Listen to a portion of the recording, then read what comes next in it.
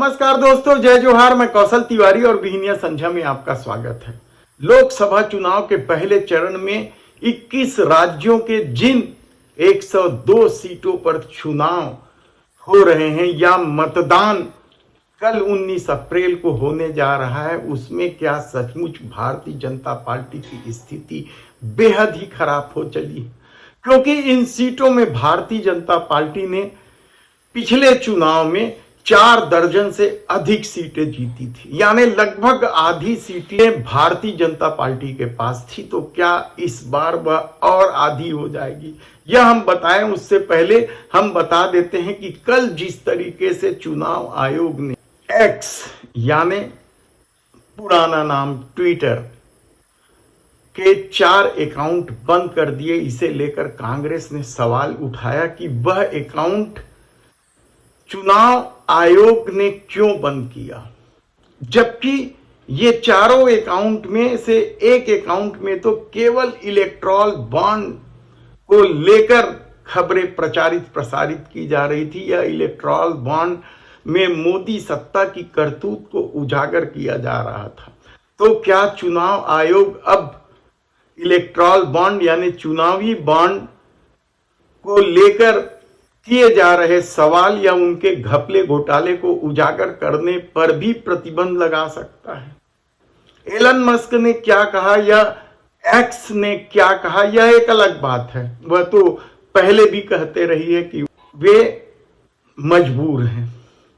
तब ऐसी परिस्थिति में जब राहुल गांधी ने कल कहा कि भारतीय जनता पार्टी 150 सीट बड़ी मुश्किल से जीत रही है, तो क्या सचमुच इसके पीछे वह न्याय गारंटी योजना है कांग्रेस की, जो भारतीय जनता पार्टी को विचलित कर दे रही है? और क्या न्याय गारंटी योजना सचमुच इतना प्रभावशाली हो गया है कि अब भारतीय जनता पार्टी को चुनाव आयोग के दरवाजे खटखटाने पड़ रहे हैं कि कांग्रेस के मैनिफेस्टो में जो न्याय गारंटी दी गई है वह आपराधिक मामला है और इसे रोका जाना चाहिए? क्योंकि गांव गांव, गली गली, बस्ती बस्ती में कांग्रेस के न्याय गारंटी योजना की गूंज तो है।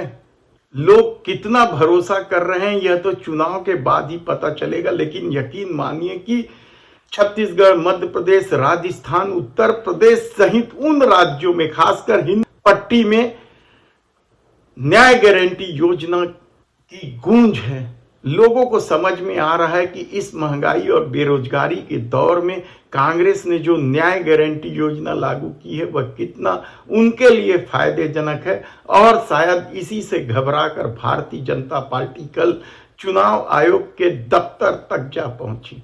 राहुल गांधी ने क्या कहा, पहले ये सुन लीजिए। बीजेपी को मुझे लग रहा था 15-20 दिन पहले 180 तक जाएंगे, अब मुझे लग रहा है 150 तक जाएंगे।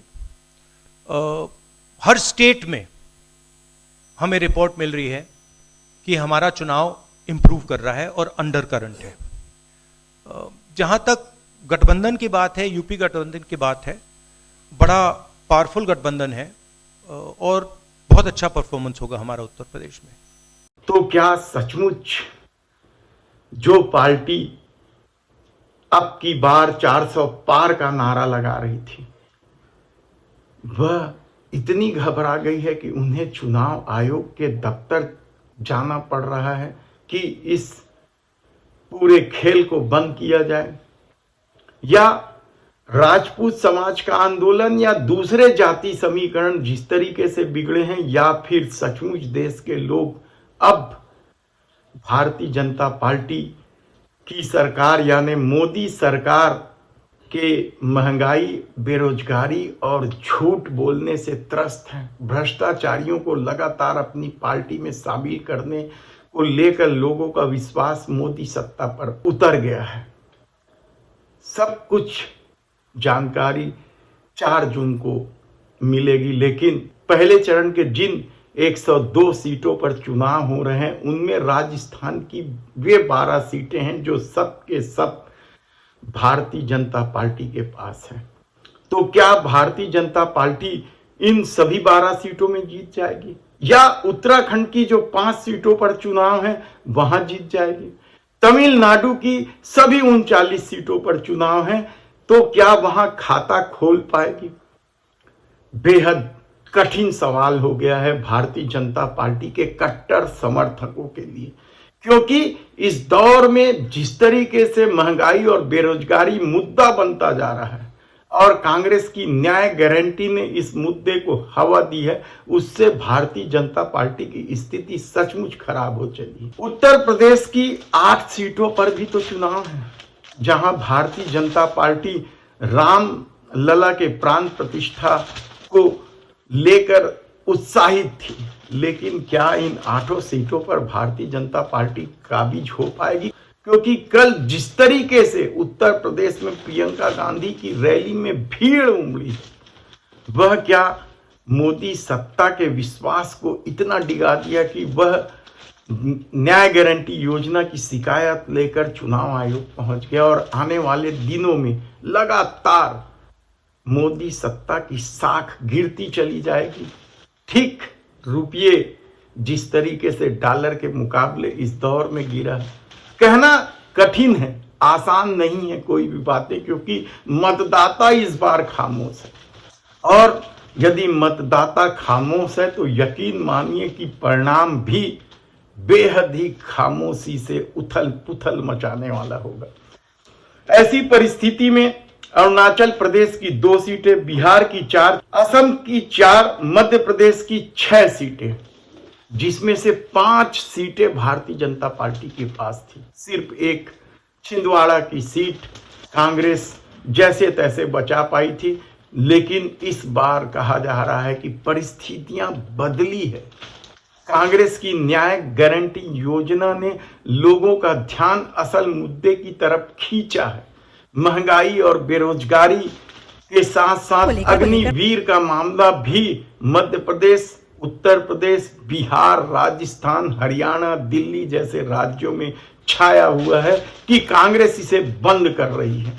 और कांग्रेस के बंद करने की घोषणा का मतलब है युवाओं को प्रभावित करना, और शायद इसी बात को लेकर ही तो भारतीय जनता पार्टी भीतर से डरी हुई है, क्योंकि यह उसकी अपनी योजना है और राजनाथ सिंह यानी रक्षा मंत्री अभी भी इस योजना को लेकर कई तरह के दावे कर रहे हैं कि यह योजना सफल है, लेकिन हकीकत में उन युवाओं का सोचिए जो 3 साल में रिटायर हो जाएंगे, क्या वे सचमुच एक बार फिर भारतीय जनता पार्टी से किनारे हो रहे हैं? मणिपुर की 2 सीटें, मेघालय की 2 सीटें, मिजोरम त्रिपुरा की 1-1 और पश्चिम बंगाल की 3 सीटों पर 19 अप्रैल को मतदान है। इसके अलावा छत्तीसगढ़ की 1 सीट बस्तर की है। बस्तर में क्या स्थिति हमने कल ही विस्तार से बताया कि किस तरीके से कांग्रेस प्रत्याशी वहां लोगों को प्रभावित कर रहे हैं। ऐसा रहेगा पेटी, ऐसा सब देखो, ऊपर वाला के सामने दूसरा नंबर, ऐसा ऐसा ऐसा देखो, ये आधा वाला यहाँ